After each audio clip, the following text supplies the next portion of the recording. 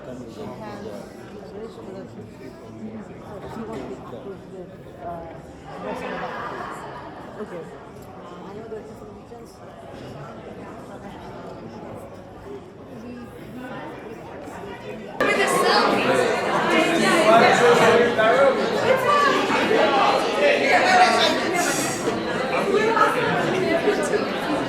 Thank you so much. $100? Oh, let me see. Maybe I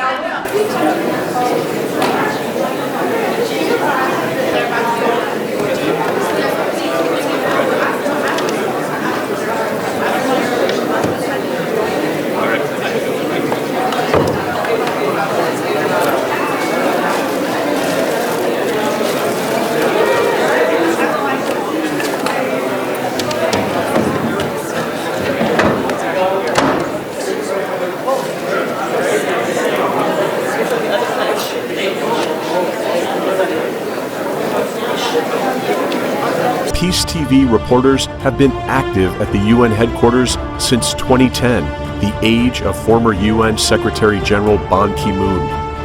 They are often invited to gather pictures and news about high-level meetings and events at the UN headquarters.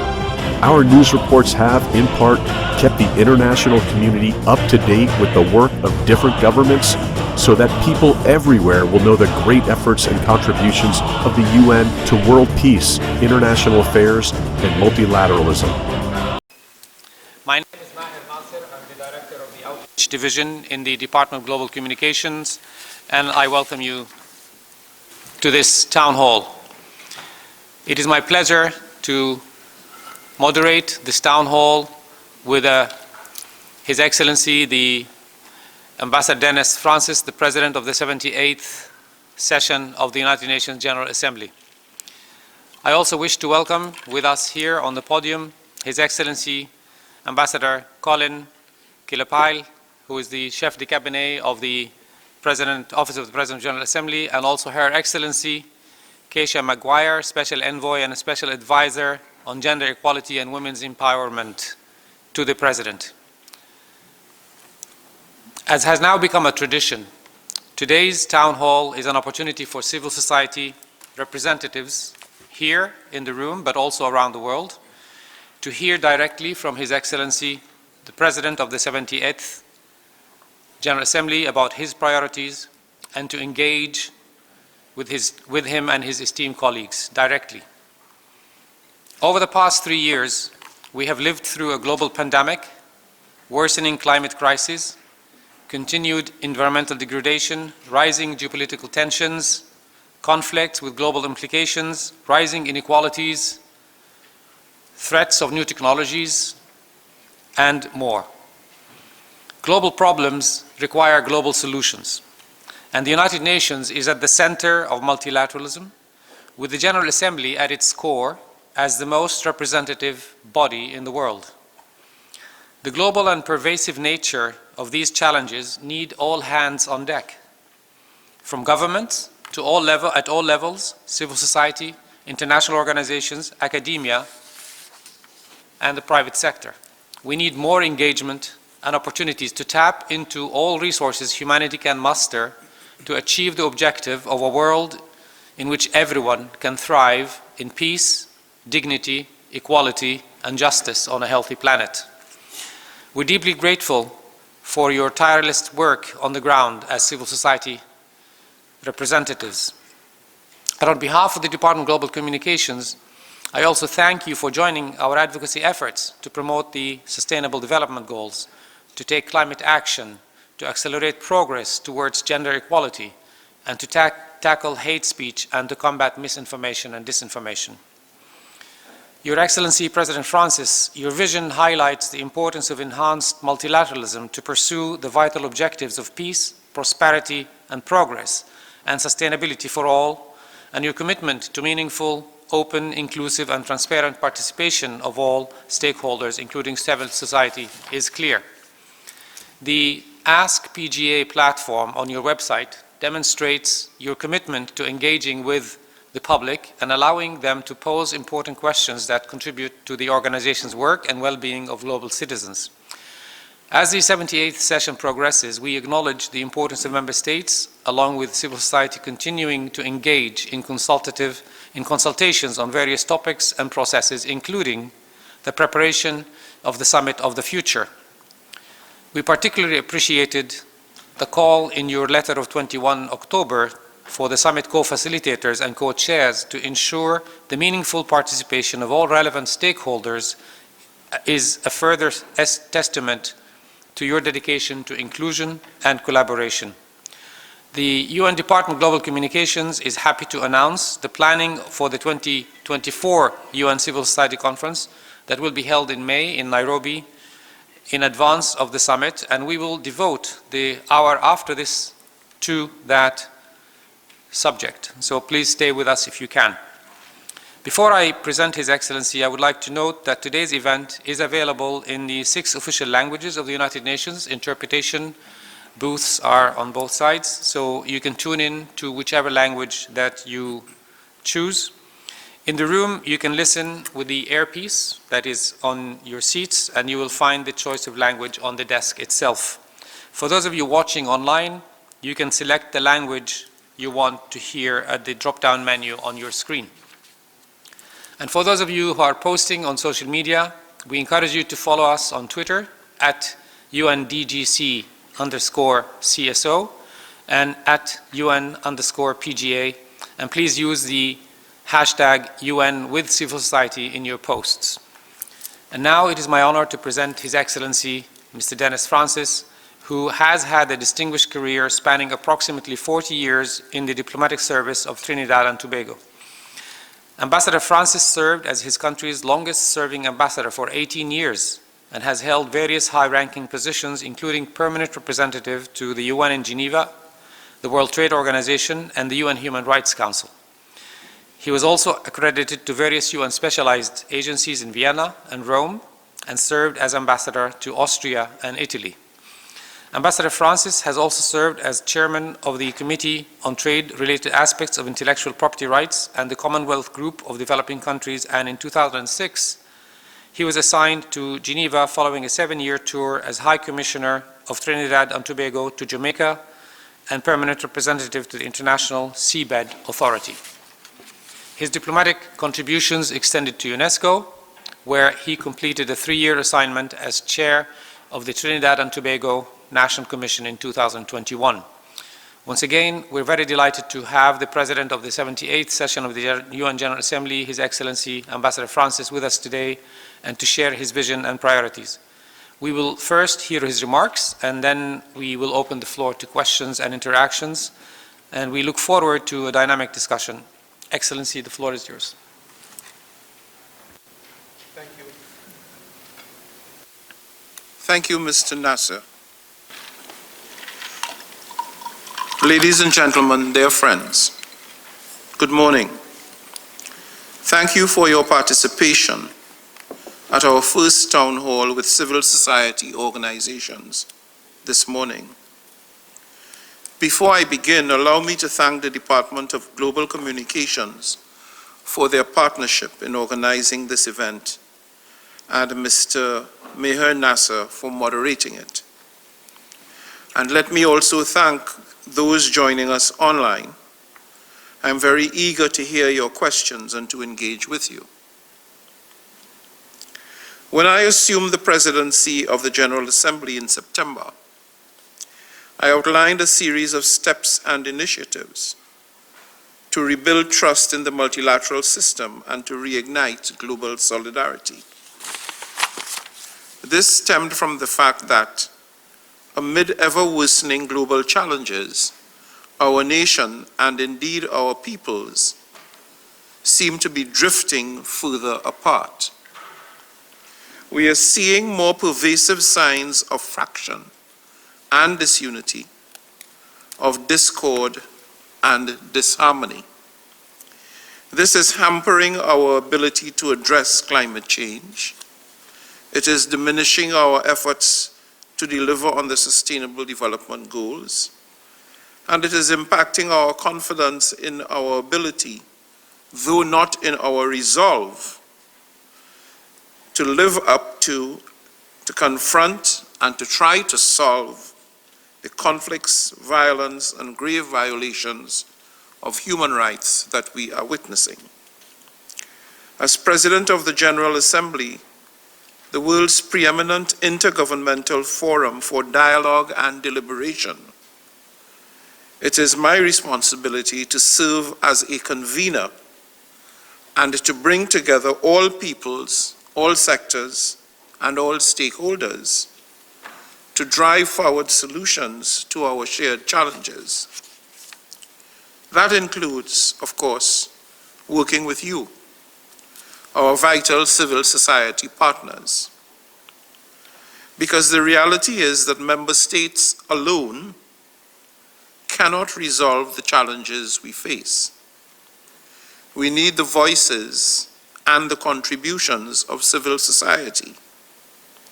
We need that of the private sector. We need that of academia and the youth.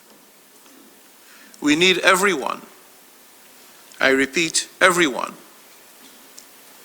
With the principles of unity and solidarity as my guidelight, I have instructed my team to pursue the 78th session that engages in open, inclusive, and transparent consultations with all relevant stakeholders when planning our activities.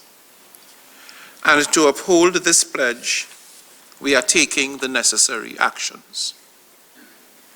We have designated 2 civil society focal points at my office. We have launched an open Ask PGA platform on our website to better engage with the general public. And I have committed that during my official visits, I engage with local stakeholders and grassroots organizations, including institutions of learning and civil society representatives, where it is feasible to do so. Today, I am glad that we are here, and I truly hope that this is just the beginning. Because we want to do more, I hope that you will offer suggestions for the remainder of the session and help us look at further ways to enrich the process and indeed the content of ongoing intergovernmental processes by incorporating the enormous experience and perspectives of civil society. On that note, and as we look ahead to the remainder of the 78th session, there are multiple opportunities for civil society engagement and participation. First, a major task for this session are the preparations for the Summit of the Future in September 2024. This includes negotiations for the summit outcome, the so-called Pact of the Future, to be accompanied by a declaration on future generations and a global digital compact, if agreed by the member states. While member states remain the decision makers, the voices of civil society are indispensable, and I have therefore requested the co-facilitators to ensure that all relevant stakeholders are meaningfully engaged to ensure inclusive outcomes. On this point, I'm delighted to note that the co-facilitators will hold a virtual consultation tomorrow with stakeholders and civil society representatives. I encourage you to participate in this consultation, as well as send any written inputs on your views and expectations of the summit, as well as suggestions for the outcome document, the Pact of the Future. Beyond the summit, I invite you to join us in preparing for a new flagship initiative of my presidency, the Sustainability Week, which I will organize in April here at the United Nations headquarters. As I announced at COP28, this signature initiative of my presidency will include events covering sustainability in transport, tourism, infrastructure and energy, and a significant event on debt sustainability. Details for registration and participation for each of the events will soon be available on our OPGA website. Colleagues, dear friends,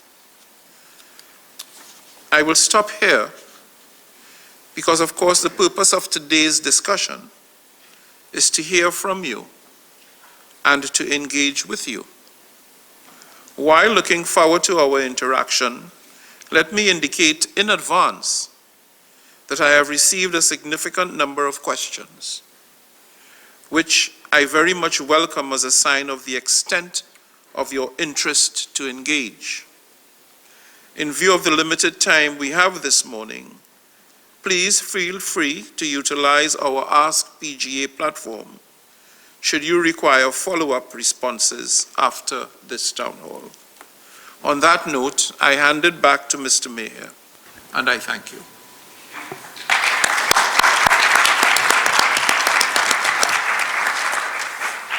Thank you, Your Excellency, for these thought-provoking and inspiring words and for your Rules for global engagement, widening access to UN policy spaces through technology, and ensuring global participation of civil society organizations. Secondly, the UN must invest in digital infrastructure, addressing the disparities between the global north and south with a keen awareness of gender, rural-urban gaps, and economic inequalities. Thirdly, prioritizing meaningful participation is paramount, as you mentioned. UN procedures should be amended to grant civil society representatives ample time and opportunity to contribute, attend key meetings, and engage as equal stakeholders in critical negotiations. Our fourth recommendation is to celebrate civil society engagement through a Civil Society Action Day, a powerful symbol acknowledging the value of civil society participation, reaffirming the UN's commitment, and fostering constructive discussions for improvement. Lastly, we urgently call on to appoint the UN Civil Society Envoy. This envoy will champion best practices, address disparities, and actively enhance outreach to citizens and civil society groups worldwide. Implementing these recommendations systematically rather than in an ad hoc manner will contribute to forging a more inclusive and people-centered United Nations. Thank you so much. Thank you. Whose decisions and programs directly impact the daily lives of people everywhere on the planet. And so, it really is a no-brainer that you can't be discussing people's future without engaging with the people themselves. Legitimacy alone requires that input is actively sought, and not just sought. It is sought and, as is practicable, incorporated into the final product. So it is therefore up to us as member states to create the proper inclusive spaces and mechanisms to harvest your input. And to that end, in my letter of appointment in October, I called upon the co-facilitators to ensure a broad, open, consultative process involving all stakeholders in order to ensure that there is full representation as far as practicable in shaping the summit process. Now, let's be clear. The process is an intergovernmental process driven by member states. It is member states who will have to commit to the outcome document. But that commitment that will be given will have to reflect and be an accurate reflection of the inputs and contributions that they have received from a broad cross-section of stakeholders. Experience of being on the ground, interacting directly with the people who are impacted. You know what works and what does not work, and why, and where the pitfalls are. So that experience, that broad experience that you've amassed, over that type of engagement years on, for several years, is going to be very beneficial to the process of shaping what the outcome of the summit of the future is. Because, yes, it is ambitious, but it also has to be practical. It has to be achievable. For it to have meaning and depth in shaping people's lives, it must be implementable. It is the only way. And you have that experience. You can bring that forcefully and authoritatively to the table. And that is my last point. Thank you, Your Excellency. I think you heard it well. Engagement does not start here at the UN. Engagement starts with the governments directly. So we'll take now several questions from the floor, and I think we will then have the PGA answer them in one go. I know I'm way over the time. We'll start maybe with let's see some hands. We'll start with one here, the two ladies in the middle. 3 questions, and then we'll try to do the rest.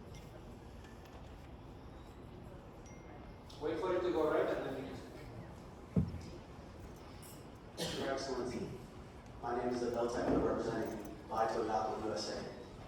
That's very clear. So don't think that if you don't come up with something until the end of the year, this will be the last opportunity to feed into the process. Of course not.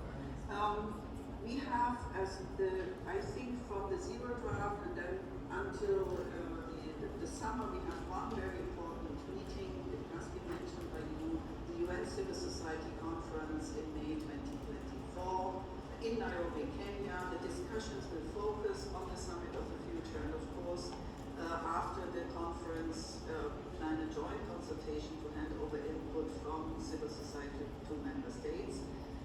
There will be many opportunities between them. The PGA has, between now and May, and the PGA has indicated we will have additional town halls. Of course, during the summit we will be bound by the modalities resolutions. That is now over 2 years old, or approximately 2 years old, but we hope, of course, that depending on resources we can organize similar even like the SDG Action Week, and also during the summit we will take on board also the civil society and major groups and stakeholders. 马赫纳瑟先生，我也欢迎其他的人。去年12月5号，我们的 GNEC 的前主席去世了，我希望为他默哀。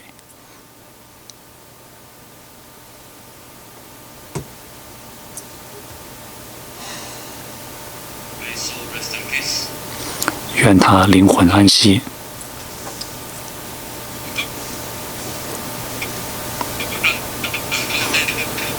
他的连接出了问题，口译听不清。You are frozen. We can't. It's coming to Africa. Can you hear me? 画面僵住了。刚才画面僵住了一会儿，现在可以听见了，请您接着发言。好的，不好意思。这个 GNEC 是1962年成立的，通过全球传播部进行信息传播、宣教，围绕着联合国问题进行宣教。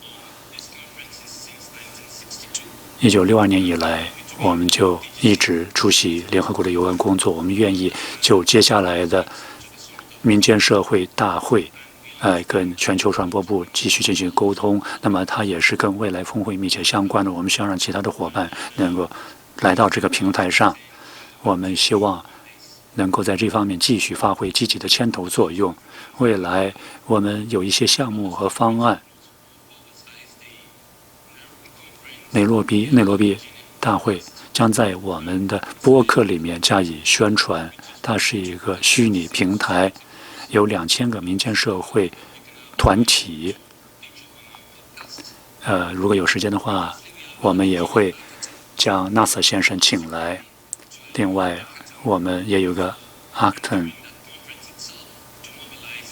在会议期间以及会议之前来。在这个会场的时候，我希望我们了解，这只是一个开端。如果您没能有机会提问题或者发表建议，我们可以通过电子邮件来接收您的意见建议。我们有 NGO 的资源中心，现在重新开放了，你也可以跟那里的同事进行沟通。我们也会跟经社部的同事和其他部门的同事以及整个联合国系统进行密切的合作，以便确保我们来参加会议的时候会有民间社会的代表参与，同时也有政府代表的参与。肯尼亚政府非常支持这届会议，我跟肯尼亚大使交谈过，他非常欢迎这个想法。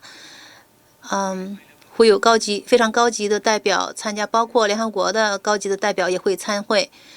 最为重要的是，我们需要一起努力，本着合作的精神，共同努力。我们要看到机遇所在，同时能够克服挑战。谢谢。